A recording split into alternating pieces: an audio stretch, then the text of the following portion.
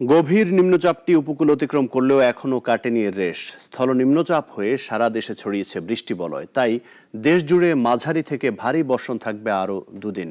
তারপর ধীরে ধীরে কমবে বৃষ্টির প্রবণতা।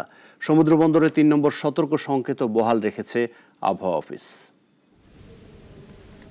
গেল কদিনে টানা বর্ষণ আর বঙ্গোপসাগরে সৃষ্ট গভীর নিম্নচাপ নিয়ে জনমনে উদ্বেগ। তবে আবহাওয়া অধিদপ্তর জানালো কিছুটা স্বস্তির কথা।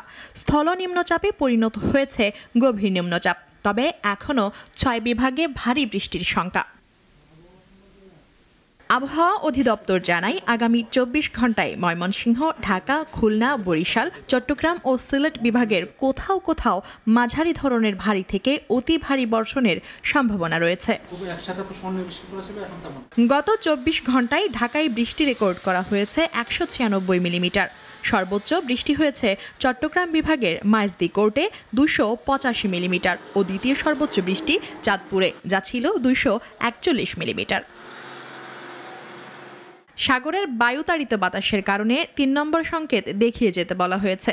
এই বৃষ্টিপাত ১ থেকে ২ তারিখের পর ধীরে ধীরে কমে আসবে। এখন হয়তো সাময়িকভাবে বৃষ্টি কমে গিয়েছে, অথবা পরবর্তীতে আবার বৃষ্টি শুরু হতে পারে। ওই সিস্টেমের কারণে না হোক, আমাদের দক্ষিণ পশ্চিম মৌসুমী যে সক্রিয় ৬টা ডিভিশনে আছে, খুলনা, রাজশাহী বাদ দিয়ে, ওই ৬টা ডিভিশনে প্রচুর পরিমাণে বৃষ্টি পেতে পারে আমরা আজকে, কালকে বা পরশু দিন ১ তারিখ পর্যন্ত। ২ তারিখের কাছাকাছি গিয়ে বৃষ্টির প্রবণতা অনেকটা কমে আসতে পারে। এছাড়াও বলা হয়, দেশের কোনো কোনো জেলায় আরও একদিন বৃষ্টি হতে পারে। মুনিয়া জুথি, নাগরিক, ঢাকা। ওয়ালটন আবারও মিলিনিয়ার অফারে ওয়ালটন ফ্রিজ কিনে আপনিও হয়ে যেতে পারেন মিলিয়নিয়ার।